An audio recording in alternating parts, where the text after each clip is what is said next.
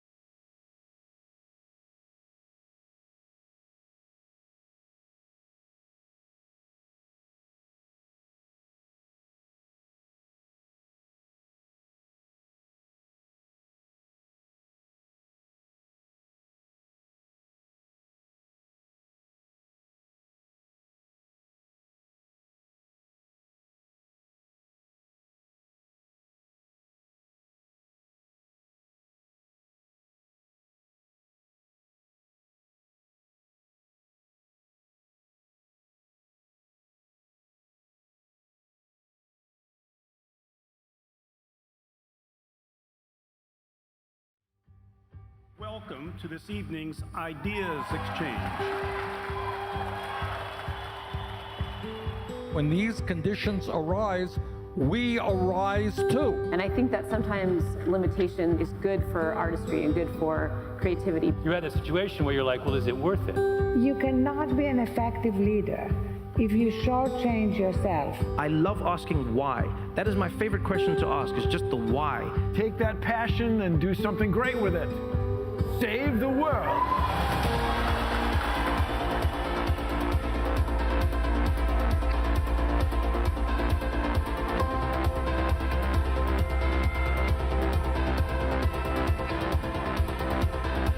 I don't have any more secrets.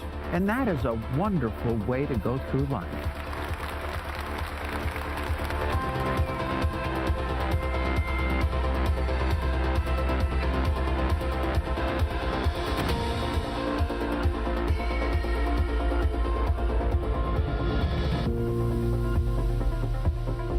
Thank you all for watching this story, video, post, whatever this is. Thank you so much. Bye.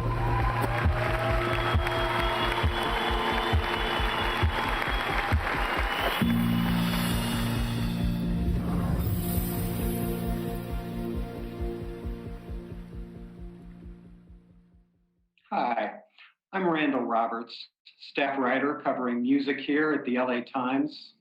Thank you all for tuning into this Ideas Exchange, the LA Times series, where we invite newsmakers and creative thinkers to join in lively conversations that expand our knowledge, challenge our assumptions, and leave us better informed about the issues defining our time. Our guest tonight is musician, performer, and founding member of the band Wilco, Jeff Tweedy. He's here to discuss his book, How to Write One Song, Loving the Things We Create and How They Love Us Back, in which he delves into the mysteries of the ephemeral process of writing a song, from inspiration and process to dealing with your inner feelings and anxieties. Before we welcome Jeff Tweedy, I want to remind viewers that How to Write One Song is available for purchase with a signed bookplate from Skylight Bookstore. It's my pleasure to welcome Jeff Tweedy. Hello. Hi, Jeff. Hello. Thanks so much. Thanks for having me. Yeah. Congratulations on the book. Oh, I appreciate it. Thank you. What drove you to write How to Write One Song? When I started getting feedback on my memoir from friends and other people that write songs, one of the things that was consistent in people's kind of evaluation of that book was that they enjoyed the sections where I talked about process and creativity and how much it has helped me in my life, and it is one thing. It is something I really enjoy thinking about, and I enjoyed writing about in the memoir. So I guess that's what drove my thought process towards maybe doing a book that just focused on that specific aspect of what I do. Were there books that you drew inspiration from, instructional books, any sort of process type books that you referred to? Not really songwriting books. Once I got started, that was actually maybe added a little motivation to make the book something that I would have liked to have been able to find. Yes. I couldn't find a lot of books that were philosophical about the art of writing a song, or a lot of books were, you could find books that were talking about how to place your song in like publishing wise and be part of the songwriting business.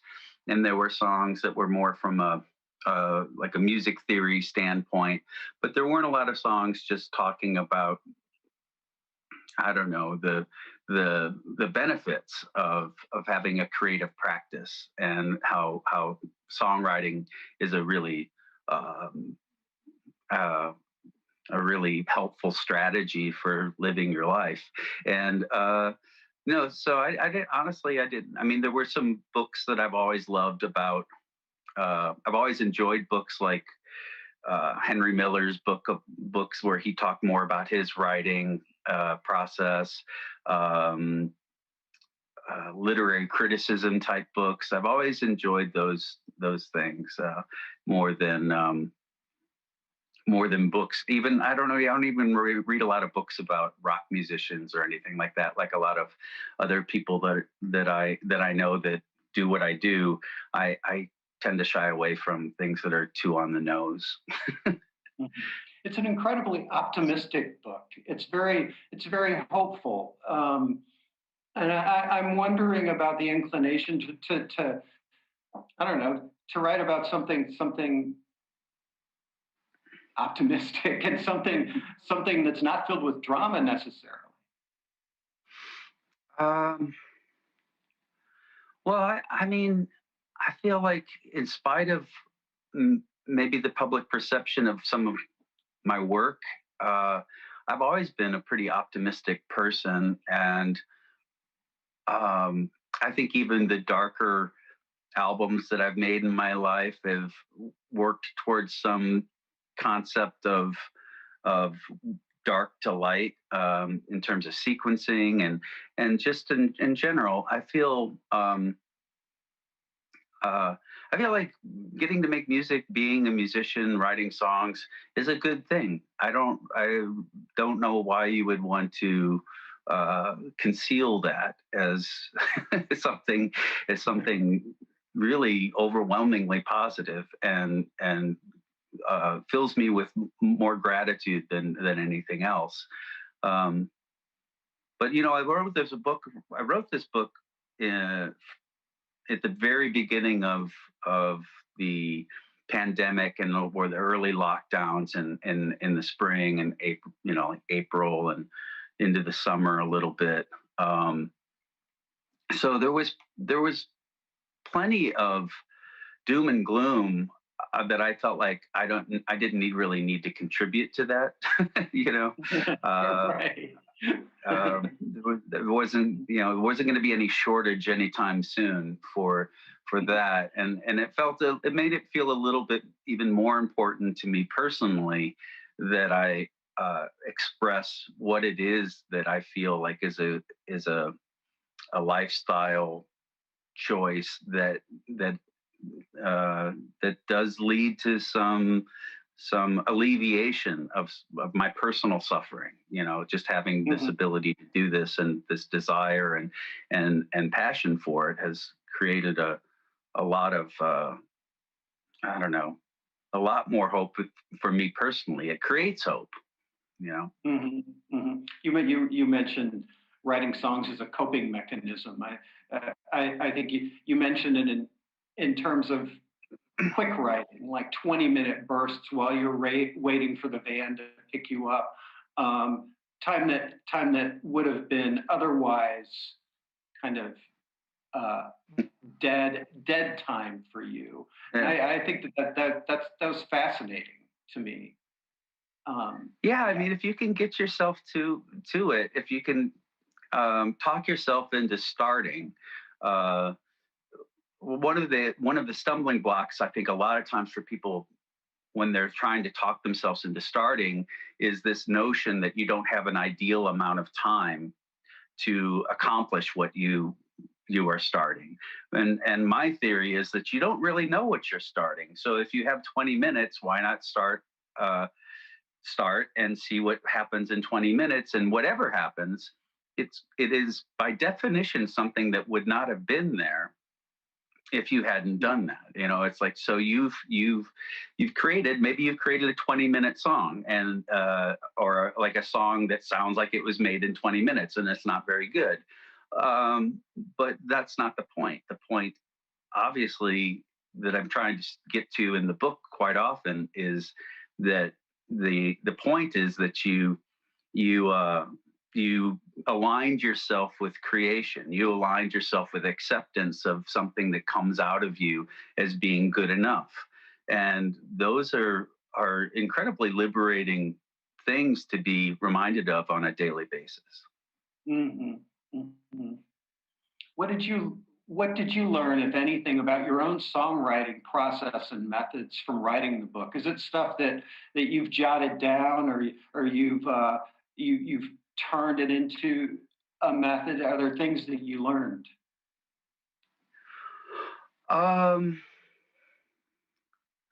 mean, I don't know if I mean, I don't know if I really learned anything particularly new. I might have solidified some of my feelings about what it is that I do. I might have validated some of them by getting them out and putting them into writing that was clear enough for me to understand.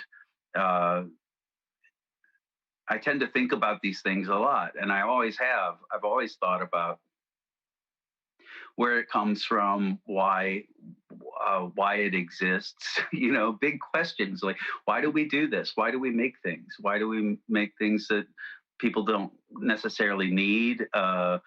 What good does it do? You know, there are a lot of things to introspect about, having spent my life listening to records and making songs and being obsessed with this one particular corner of things that are possible to do in the world. So I guess one thing I learned would be that since the book came out, I've gotten a lot more feedback from people that aren't musicians, that aren't interested really in writing songs, and I guess the universal application of some of the things I'm talking about in the book has become evident. You know, that it's maybe more applicable to things I would have never considered it being a part of. You know, like business. But that makes sense to me. I think that anything that you do in your life, you can make a choice to do it with some imagination, with some creativity, with some some mental trick to liberate yourself from the drudgery of it, or I think that's that makes sense to me now. Yeah. One of the things, I'm reading this book and I'm like, Jeff's giving away all his secrets. He's giving like did you worry about demystifying the process so much that it made you seem less smart? No, I've been trying to do that for a long time, and I think successfully so. I think I've convinced people I'm not that smart pretty efficiently. But it's like a magician revealing the tricks a little bit. Not really though, because if you trust the process, if you trust the idea that the process is the part that is elementally important, then there's no secret. That becomes something different in someone else's hands by their application of it, and everyone has a ability to invent their own process. And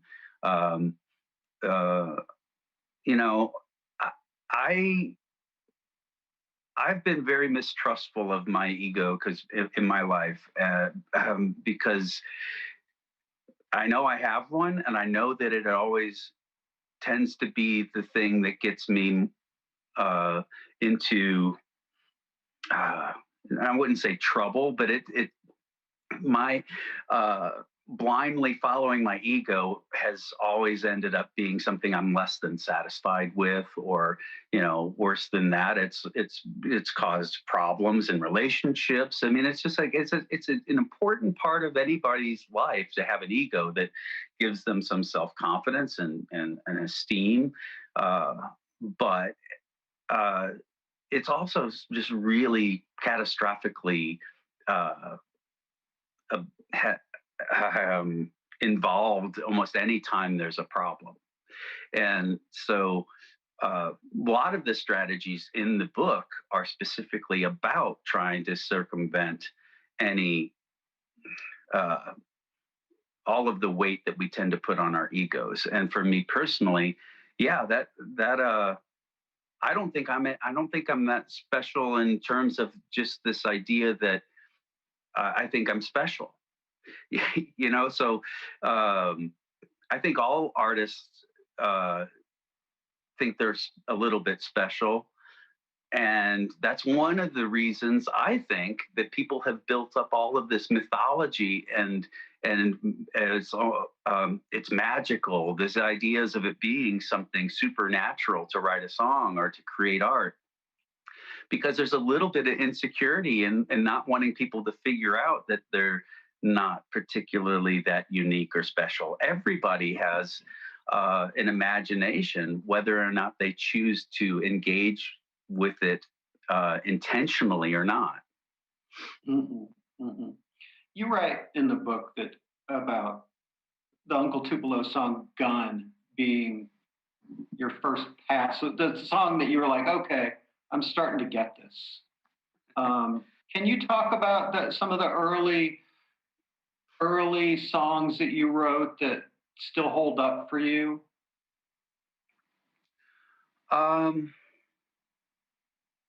Well, or if you can, I don't know if that's, or if you can pinpoint kind of the reasons why you think like "Gun" is a song that works. Well, to me now, "Gun" is a song that works because people ask me to play it. they want to they want to hear it, and I love being able to complete that circuit for somebody. That seems like a real privilege to be put in that position. And I can still play it, and I can still sing it, and it feels good. There aren't that many songs that I've written. If I can still kind of play them and sing them, and they're not out of my range, or I can't find any emotional way back into the song. I kind of, in any given moment, I might really feel connected to it. But I haven't ruled out very many songs, is what I guess I'm getting at. Yeah. You know? Yeah. The first song, for me, that you wrote, I was like, oh, okay. Well, there's Passenger Side, which I just think is a fantastic song. But New Madrid, to me, is like, yeah. That's the one I was like, oh, wow. But that's also, I mean, that's also because both of us are from the St. Louis area, so that rung true to me. Yeah, I mean, I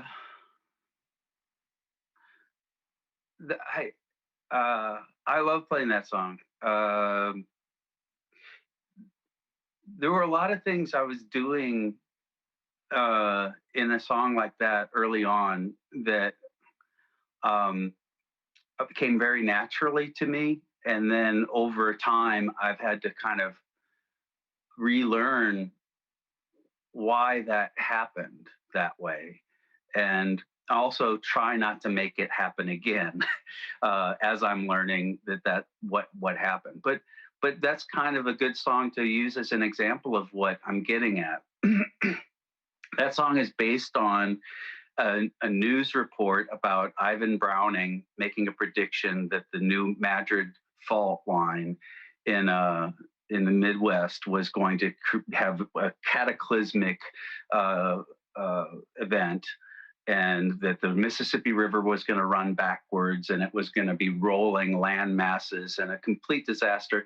And the scientists basically just guessing at when a earthquake is going to happen, managed to get enough credibility to have news organizations from all over the world descend upon this little town of New Madrid. And I thought, being from where I'm from Belleville, Illinois, which is a town not much different than New Madrid, maybe a little bit bigger,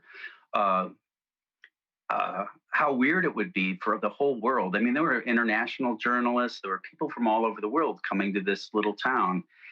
And at that time in my life, I felt like one of the things that was inhibiting about growing up in a small town is how alienated you felt from the outside world. And it was an interesting concept to me that the outside world would come to a little town like that. And I just pictured there being some relationship, some romance occurring, bound to occur, maybe even likely to occur between some local person and a journalist from somewhere else. And that's all the song is about, is basically just figuring out what would happen if this romance bloomed and then the person just left and everybody left. And that's what happened. Everybody came and then they left. It didn't happen. The earthquake didn't happen. And what I realized is that's just the way people's minds work. I was presented a scenario, and I was inert enough, stationary enough in my thoughts, and lolling around enough to spend time with my imagination, and that story came to me. And I think that what that illustrates is something I try and get at in the book, is that when we're presented with scenarios, our minds don't like not knowing what's going on. If we're sitting somewhere and some person wearing a crazy outfit comes in and they've got an aardvark instead of an animal, like that's maybe a pretty wild example, but we're always trying to figure out what's his deal. If you're sitting in a waiting room in a doctor's office, our imaginations want to make stories. I think most people have a little bit of curiosity, and I think more than that. I think all of us have it a little bit, and some of us have it quite a bit, that our minds just kind of run with the scenario, especially when we're left without anything to do. And if we're not left without anything to do very much these days. So I think that's something else the book is trying to steer people away from. Mm-hmm. Mm-hmm. You describe a very regimented creative life. Can you talk a little bit about, not regimented, but it's work for you, and you do it whatever 9 to 5. Can you talk a little bit about why that's important to you? Well, I'm picturing my wife in the other room listening to this idea that I work 9 to 5 and rolling her eyes and maybe so far back in her head they might not come back. But 9 to 5. You work. I do. I like working. I enjoy the idea of working at something. A lot of times the work that I do would look like sitting around. I can hear my wife laughing already, but my wife's laughing too. But it's part of the whole idea that you're better off putting yourself in the position where you might meet inspiration. It might, you put yourself in its path, and that to me only happens by setting some goals that are more work oriented. It's the Chuck Close theory, I guess. Maybe a famous quote of his is that inspiration is for amateurs, and that the rest of us just kind of get to work. And that presents choices, that presents ideas that you can reject or you can follow, and before you know it, you've reached some point where you're flirting with inspiration, and then it happens, you know. You're right. When I come across a good line, I almost always put it first, which is just, I love that. It's so simple, but could you talk a little bit about that, about leaning into the stuff that really works? Well, I mean, yeah, that's a little narrower than I think that the book as a whole has a little bit broader kind of overview of the idea of making songs, and some of the tips in the book get a little bit more specific, and I think that's one of them, and that's just from experience. You know, songs don't necessarily work the way short stories work, or other types of writing. You're not starting with no expectations, and then you introduce a story, and then you have to develop the story and escalate. That's not really the function of a song. So if somebody's listening to music, there's already a little bit of the canvas is being painted in by the music and the feel of the music and the texture of the sounds that are happening, and I think more than other types of writing, you're really kind of trying to underline and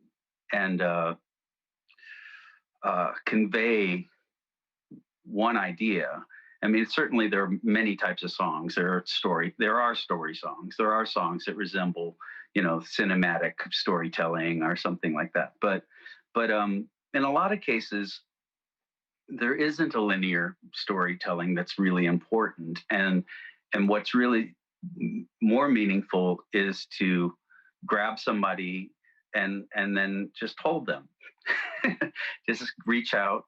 And if you have a line that makes a connection, you have 3 minutes or so, or 3 or 4 minutes to hold that person in that connection, and to give them a little bit of yourself in a way that feels authentic. And so, yeah, when I think earlier on, sometimes I would write a really good line and think that, oh, I need to save that. I need to get to that. I need to earn that line. And I don't know, something instinctively made me think that that's maybe not the most ideal way to go. But I'm sure it's from listening to other people's music and other people's songs, and coming to the conclusion that Dancing Queen is already the greatest song ever in the first 30 seconds of the song. And that's how pop music works, and that's how a lot of songs that have affected me deeply work. You got to grab them quick. You should try. Yeah. You also mentioned at one point that you talk about listening, about being a music listener, and how it's important. It's more important, you say, to be a good listener than to be a good musician. Can you talk a little about what you mean?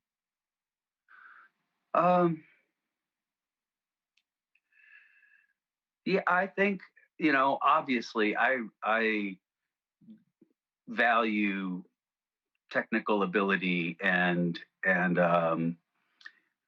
virtuosity, and I don't mean that to sound as some sort of slight, or I mean, I guess if I were restating that, I would say it's as important. Where I would call it more important is that I've encountered way more great music, great art made by people that can barely play than I've encountered great art by people who are virtuosic but don't appear to have any kind of taste or vision for their own abilities. So I think that comes from honing someone's ability to hear what's important. And then I think that there are virtuosos who have maintained that sense. Like, I always think about Thelonious Monk or somebody like that, and you listen to him play, and it's really obvious that he has not lost sight of the fact that these three notes, these three simple notes that you or I or anybody else on earth could walk up to the piano and play, don't require any training whatsoever. But those three notes in that sequence makes something happen emotionally. And that's what I mean by listening. I think not getting past that, but incorporating that into every area you get to, or as you progress as a musician, to not lose sight of that. And I think that comes from opening yourself up to those emotional landscapes, listening to other people's work and reading other people's words, and staying engaged, not just with the technicalities of what it is that you do. It was revelatory. What David Fair from the band Half Japanese wrote this little essay about how to play guitar. I don't know if you've read it, but it's so simple. It's like the strings on the top play low, the strings on the bottom play higher. If you bang the guitar really, really loud, you play loud. And it's like, it has nothing to do with, if you put your fingers down at the neck, and it just like, it has nothing to do with chords. It has everything to do with inspiration and right. Embracing the machine. Yeah, like that reminds me of stories I've heard about the Minutemen. When they started out, Mike Watt and Dee Boone, they didn't realize that you tune instruments to something. They thought that the tension of the strings on the guitar or the bass were kind of up to you, what your preference is, whether they were loose or tight. and so they would just like, oh, I like mine loose, so like, I always thought that was like a beautiful example of, they obviously figured that out, but that, I don't know, that music always felt to me like they never really let go of that idea that there was something, I don't know, and we're really looking at it as the same instrument. Yeah, exactly. So you mentioned that you wrote this at the beginning of the pandemic. You started working on it. How has your creative life been during the shutdown and the chaos? Has it affected you in creatively? I think that I think I'm aware that there are a lot of people that do what I do that have been sort of struggling with what to do with their creative impulses, and I know that there are people that feel like they haven't really produced a whole lot during this time period. For me, I've written a ton. I mean, I wrote a whole record that came out on vinyl a week ago, but it came out in late last year. That was all written during this time period. I've written a ton of songs for the next Wilco record, but I attribute that more to the fact that I've been home a lot. Mm-hmm. And I tend to be able to finish songs more when I'm home than when I'm on the road, than anything atmospheric about our current, pandemic lifestyle or anything else like that. In other words, I feel like I've just been doing what I normally do. I've ended up with a lot more material than normal because I'm home a lot. And writing has always been a consolation to me. Listening to other people's music is where the impulse to write came from, because that was always a consolation to me. And I think I wanted to be able to do that for myself and carry it around with me. And I taught myself how to do that, and I rely upon it on a daily basis as a coping mechanism. Are you looking forward to touring when this is over, or are you comfortable? Well, as well as anybody, that I've been touring for like 30 years, or at least traveling to play music for a good better part of 30 years. And so that side of it, the traveling side of it, has been kind of nice to be stationary for a while, if I'm honest about it.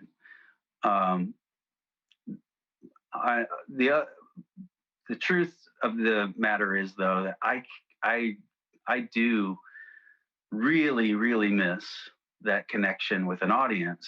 And so I'd be willing to travel anywhere to have that again. And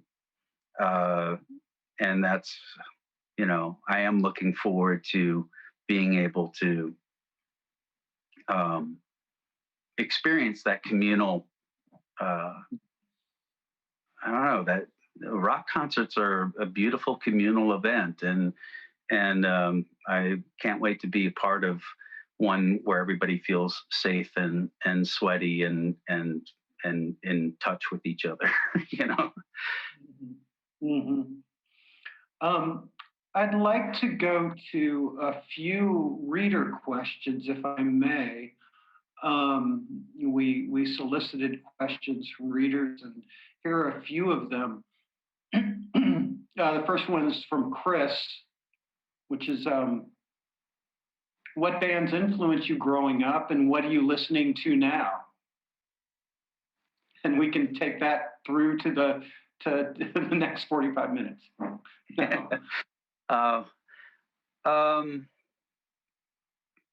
I mean, I don't remember a time where, I honestly don't remember a time where records weren't a big part of my life, or listening to music, listening to records. So, I mean, early on, it was Beatles and Bob Dylan and my brothers and my sister and my aunt's record collection, and Monkees and Herman's Hermits and Rolling Stones. And they were all a little bit older than I am, so I inherited all those records. And then punk rock was the first entry point for me in terms of music that made me feel like I could do, I could maybe make my own music. And but alongside that, I don't know, punk rock was never something that I felt like I fit into stylistically or fashion-wise, or being from a place where it was hard to understand where people even got clothes that looked like that. That aspect was pretty closed off to me, and thankfully so. Maybe now there was, I wanted to conform. I think I would have been happy to conform, but it wasn't available. And maybe because of that. What's that? There was Wax 3. Yeah. Yes, there wasn't. There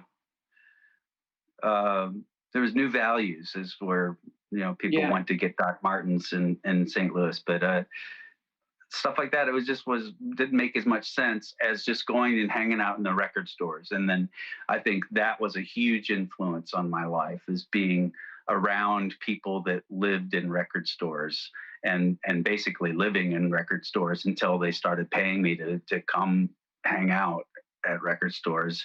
I think if I was going to be there, I might as well alphabetize the bins and things like that. And So people that, even people that I thought only liked punk rock, when you hang out in a record store, you realize that they knew a lot about soul music too, or they would, throw on Folkways records, and so you just discovered that it wasn't, I don't know, those genre lines in the sand weren't really applicable to normal people's lives.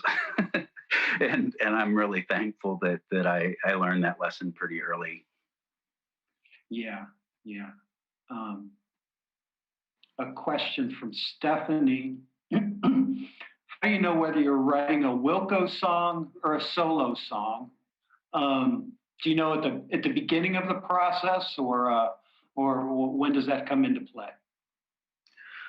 I don't know at all, even when I'm done with the song a lot of times. And certainly not at the beginning of the process, because the beginning of the process the trick is to not be directing yourself in any direction. You're basically trying not to ask too much of yourself. If I say, if I sit down and think I'm going to write the greatest song ever written about a thunderstorm, or, some other, just have an idea for a song, that's asking too much. It's I might have some loose idea of a topic or a title or something like that, but for the most part, my goal is to get better at accepting what it is that comes out of me.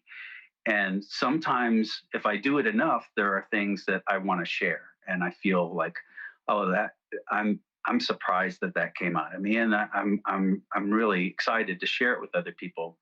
Most of the time, it's just things that I'm happy I did, because it exists, and it didn't exist before that, and I felt good while it was happening. What happens after all of that is sometimes it feels a little bit more personal to me when all the lyrics are finished, and sometimes it's based on how the guys in Wilco react to a demo of a song. There's an energy that you can kind of feel when other people are interested in tackling a particular song. So it's mostly unspoken and intuitive. But there's, it's a pretty unsatisfying answer, I'm sure, to just say I don't really know. Do you bounce lyrical ideas off of the guys in the band, in Wilco, or is that something that's more you? Like, I'm sure musically you guys bounce ideas, but I think it's something that's maybe more me. Occasionally I'll get some feedback. Do you accept your feedback well? Yeah, I mean, honestly, I think it is looked at as pretty much my area. I don't tend to get a lot of negative feedback. But it doesn't get talked about a whole lot. And sometimes somebody will say something nice. The people that I rely upon for a lot more unvarnished opinion are Spencer and Sammy. They have they tend to talk in a more straightforward manner about what things they like and don't like. Yeah, actually, a reader named Don had a question about your collaborations with Spencer and Sam. Can you talk about those collaborations? It sounds wonderful, honestly. I mean, just to be with your kids. Yeah, I think that it's just an extension of the type of playing that we've done our whole lives together. There weren't nearly as many sessions in our family of Dad and the kids throwing the ball in the backyard. There's way more examples of us laying on the floor and banging on xylophones and making noise, and as they've gotten older and more accomplished as musicians, there have been, you know, more trips to the studio together, or more trips to the basement where we you know, do space jams and explore. You know, it's a really nice way to have an intimate kind of moment together, which is what music does for people that aren't related, I think. So the collaborations that have become more official or have been shared officially as parts of records, or my solo records and things like that, feel very naturally connected to that activity for us. I would like to hear a record of space jams by you guys. You might get your wish someday. There's that material tends to accumulate pretty fast. Let's see, a couple more questions from readers. One from Daniel. Have works of literature or poetry been an influence on your songwriting? And if so, are there particular writers that you're drawn to for that kind of inspiration? Yeah, I think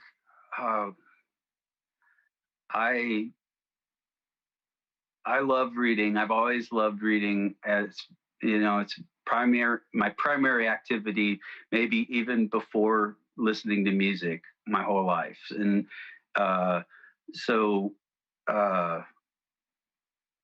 I tend to read a lot while I'm writing lyrics. I tend to use books as inventories of words that are exciting. It's hard for me to, you know, single out specific authors as being influential. Although the one I probably have mentioned more than any other in my life is William H. Gass. He's not a particularly well-known author. He wrote a lot of literary criticism and a lot of sort of neo-modern, you know, avant-garde writing, but I look at him as a endless source of inspiration, particularly in terms of metaphor and simile. I've never encountered another writer who has a command of that particular skill like William H. Gass. And to me, that's an extremely helpful skill in making song lyrics vivid and visual, is having an ability to kind of, I don't know. I have a lyric on the new Jeff Tweedy record where I sing about the sun coming up like a piece of toast. And when I hear myself sing that, I think I would have never written a lyric like that without William H. Gass being an influence. Have you made it through the tunnel? And I'm asking because I haven't. I have not, but I have dog-eared copies of it. I have more than one copy of it, and that's what I'm talking about. Is like I'm not going to get invited to do any kind of, you know, in-depth critique of his work because I don't understand a lot of it, honestly. But if you just open it to any page and read, the language is so vibrant to me that it's been very meaningful to me. It's been very, very important. And where are the rules of how a book is supposed to be used, or how it's supposed to be affected, how it's supposed to affect you? I just look at it maybe like that's just open to my whims. Yeah. I don't have to pretend I read Ulysses or Finnegan's Wake, but I love that they exist, and I have opened them many, many times, searching for that inspiration, and found it. So I think that's pretty exciting. Mm-hmm. A couple more questions from readers. Can you name, from Mark, can you name a song by another songwriter that you wish you'd written? Oh, well, thousands of them. The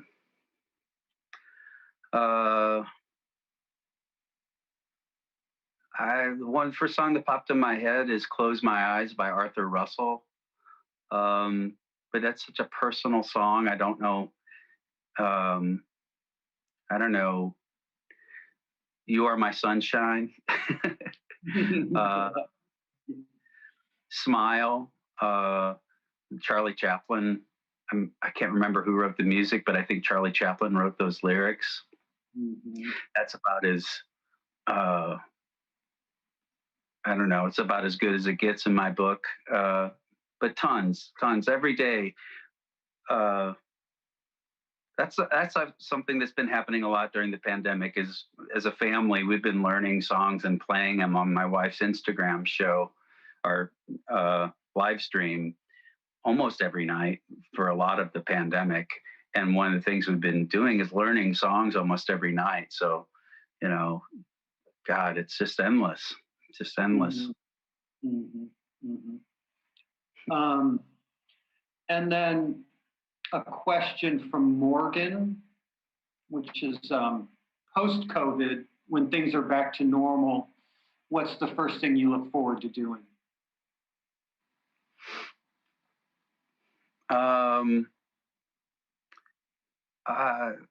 Putting on a music festival. I think it would be, that's one of our favorite things that we get to do in Wilco is do solid sound. Every other year we do this festival in Western Massachusetts, and Did you cancel one this year, or is it supposed to be next year? No, we're hoping that we can still figure out a way to do one this year. We haven't made the decision completely yet, and we're still waiting for a lot of other information, like everybody else is, about how safe it might be. Obviously later in the year, but that's just such a that to me would be a symbol that things are pretty much back to normal. Watching people congregate in this world-class art facility in the Berkshires and spending time standing in fields and parking lots watching incredible bands, and that seems really blissful to me. Yes.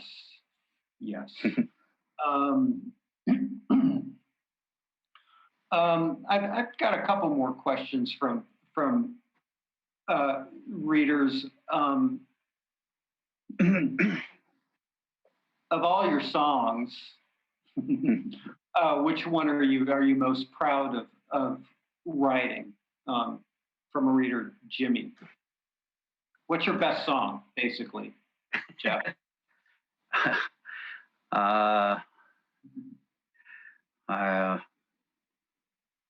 They're all my children. I can't pick a favorite.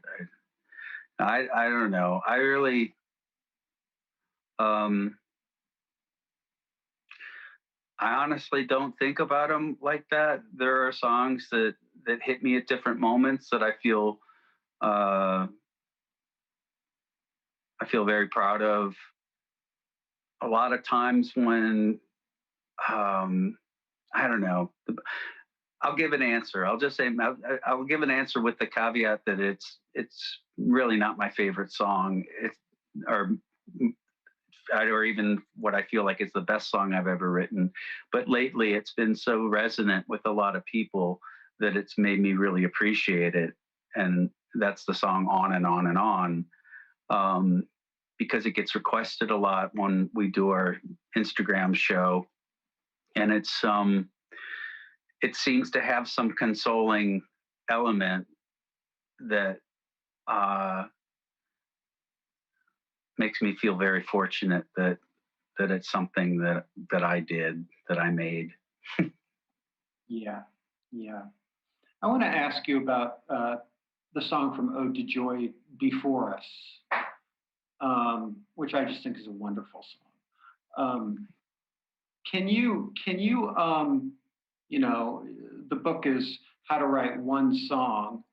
Can you break that song down a little bit? Like, can you talk about the pearl of inspiration that led you to write that song, or talk about how that came about, both musically and lyrically? Basically, let's do a quick song exploder.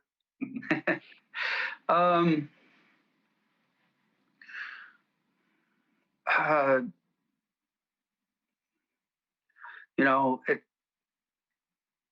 it feels almost impossible to remember right now because it was you know, it's odd. I can think of a lot more clearly about songs that happened 10 years ago than a song like that happened a year and a half or 2 years ago. Something weird about that. I mean, the sentiment of that song is something I think I've probably flirted with or tried to get at, maybe not as effectively in other songs for a long time, and that is the idea that there's some responsibility to take advantage of being given life, to have a life, and certainly if you're in a situation where you have some comfort in your life compared to the kinds of suffering that can happen to humans historically and presently.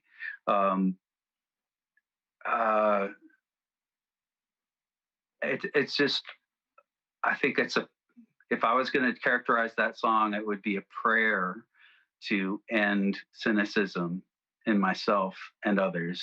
I think that's always, that would be a worthwhile achievement.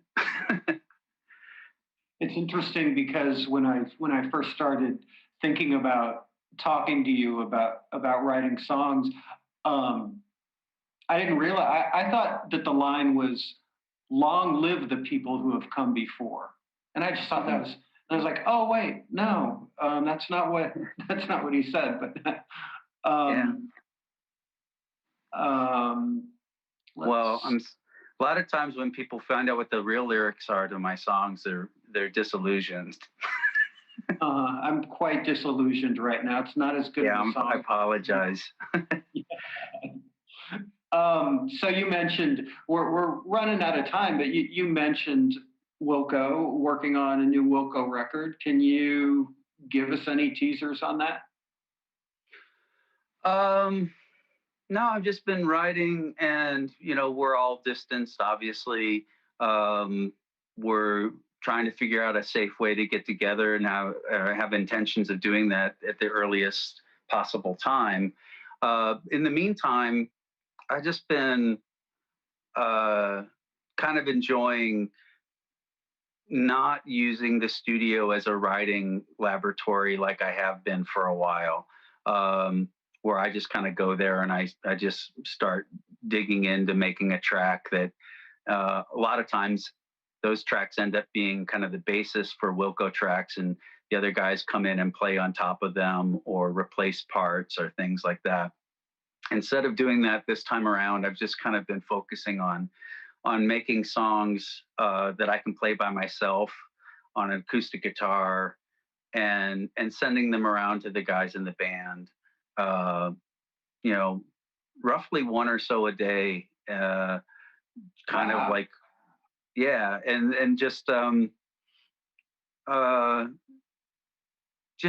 really looking at it clearly like it's an audience that I have with my friends in a band that I share with them, and it's helpful always when you're writing a song sometimes to think of one person And in this case, it's a group, but it's kind of knowing all the personalities in that group, and that's a small audience. And I want to entertain them, and I want to connect with them, and I want to reach out to them, and I want to try and do it with them on a daily basis. And that's kind of what I've been doing, and it's been great. And they I don't send anything nicer in terms of recording than like a voice memo of the song, and they'll play some instruments over it and send it back, but nothing is like, it's not more like we're working to make a record with Pro Tools or using real technology to make it something commercially available. It's more like just sharing these ideas and adding to them, and I don't know. That's basically the process. And I have really no idea how the process ends. It's just the process right now. Thank you, Jeff, so much for taking time. I really appreciate it. And congratulations on the book. Thank you. I've got some songs that I'd like to send to you, if I may. Absolutely. Send them on my way. It's always great talking to you, Randall. Yeah, it's great talking to you too. I want to remind everybody before we sign off that you can purchase a copy of How to Write One Song with a signed bookplate from Skylight Bookstore right here. So thanks again. Thanks to everybody for joining us. And Jeff, take care. I look forward to what you do next. All right. Thank you. Take care. See you guys.